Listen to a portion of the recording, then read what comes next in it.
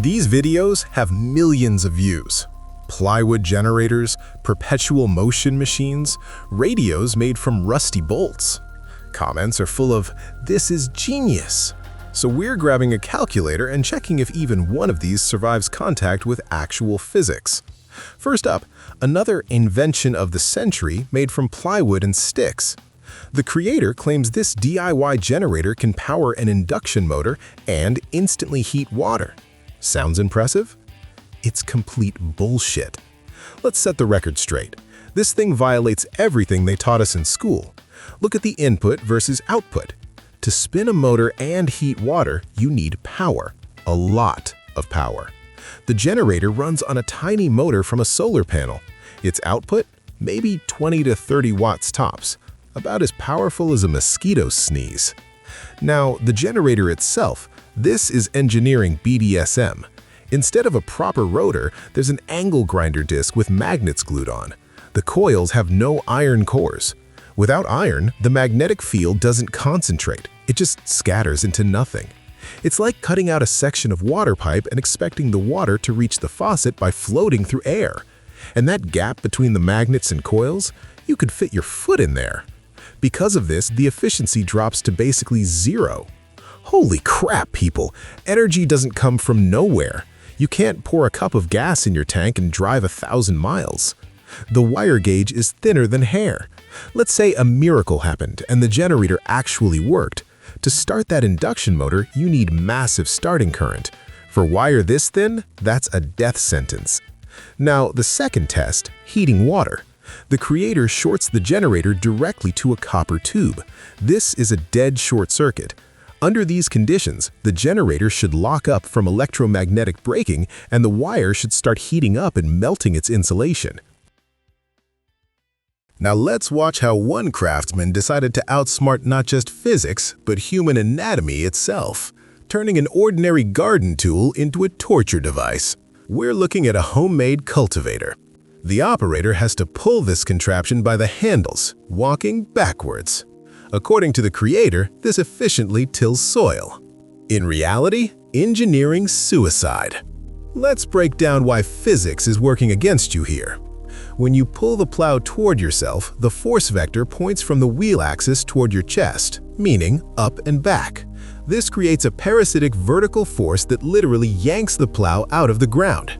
Here's the paradox. The harder you pull, the worse it tills. Second issue, the movement method. The creator suggests walking backwards. You're using weak muscle groups. They'll burn out and cramp up in 5 minutes. You can't see where you're going, you will trip eventually. If you're lucky, the plow won't land on top of you. To work with this kind of cultivator, even with modifications, you need at least 2 people. One to press down, one to pull. If you're working alone without motorized equipment, there's nothing better than a good old-fashioned hoe.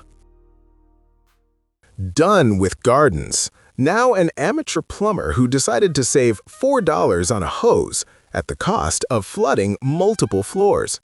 The creator proposes repairing a cheap, flexible water supply line for a faucet, then paying for repairs for himself and his neighbors. Logic has left the building and is crying around the corner. Here's the process. Take a brass fitting from an old hose. Find some steel ferrules somewhere. You know where to get those? Drop it in the comments. Instead of a proper press, we're using a nut cut in half and a vise. Visually, the connection looks decent, but it's a ticking time bomb. Flexible supply lines don't fail because they're bored. They fail because the rubber has degraded, dried out, lost elasticity. Repairing an old hose is like treating gangrene with a Band-Aid. Cut off the rotten piece, it'll burst somewhere else next week. Now, about the technique. A vise only applies pressure from 2 sides. Factory crimping uses press pliers with a multi-sided profile, ensuring even pressure all around.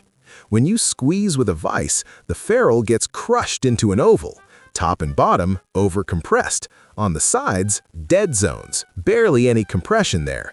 They don't show the actual connection under pressure. Know why? Because the camera isn't waterproof.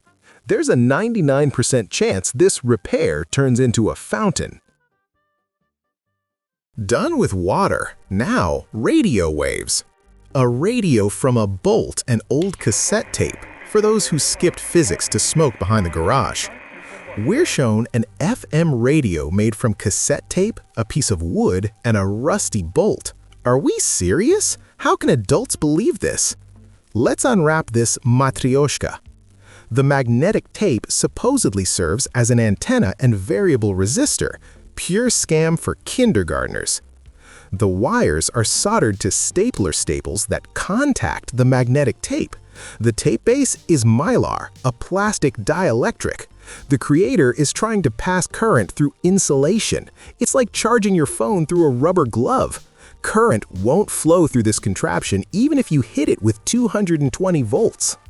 Our young genius tries to convince us he built a transformer from a bolt. A battery connects to the thick primary winding. The speaker hangs on the thin secondary winding. Even if his magnetic tape conducted electricity, the battery provides pure DC, direct current. Without alternating current, there's no induction. Instead of a transformer, we just have an electromagnet. In the secondary winding, where the speaker hangs, absolute zero, silence. Done with kids' magic tricks, moving on to heavy artillery, real sabotage. Perpetual motion machine from a hub motor? Anyone order that? What the hell? This guy destroyed a working hub motor and cut up perfectly good transformers for this nonsense. Let's tear off this garbage and toss it back. Magnets are glued to the wheel rim. Nearby are cut open microwave transformers. When the wheel spins, magnets induce EMF in the coils. This energy supposedly returns to the motor through a little box, a diode bridge. Sounds smart? It's complete garbage. Look at the motor. All the control electronics are brutally ripped out, replaced with capacitors that are useless here. For the wheel to spin, you need to sequentially send pulses to different windings, creating a rotating field. That's what a controller does. If you apply DC directly from a battery, the rotor just sticks to one phase. This isn't a motor, it's a powerful electromagnetic brake. Conclusion: if the wheel is spinning, there's a hidden battery. Done with perpetual motion. For dessert, miracle welding. The creator claims a laptop charger melts metal. If this is true, he's looking at a Nobel Prize minimum. We take an old switching power supply, 19 volts, about 4.7 amps, clamp on the positive, an automotive spark plug with a graphite rod on the negative. The graphite glows red, melting metal. The graphite and spark plug are real, but the energy source? Fake! Main engineering fail. A laptop power supply isn't a welding transformer. It has hard protection. As soon as current exceeds the rated value, usually 5 to 6 amps, the controller instantly cuts power to save the laptop. In the video, the graphite is glowing red, which requires at least 10 to 15 amps at that voltage. Damn it all! This is like a bicycle pump inflating a semi-truck tire in 3 seconds. Believe that? Yeah, me neither. The stock power supply should have shut down in the first second. If it's working, that means the internals aren't from a charger, or the connection isn't from it at all. Free energy exists, it's called viewer trust, and as long as it lasts, perpetual motion machines will keep appearing. If you see garbage like this, call it out in the comments, and send the link for breakdown to us. We'll tear it apart. Hit like if you want me to dismantle someone else's genius DIY project piece by piece. Good luck and take care.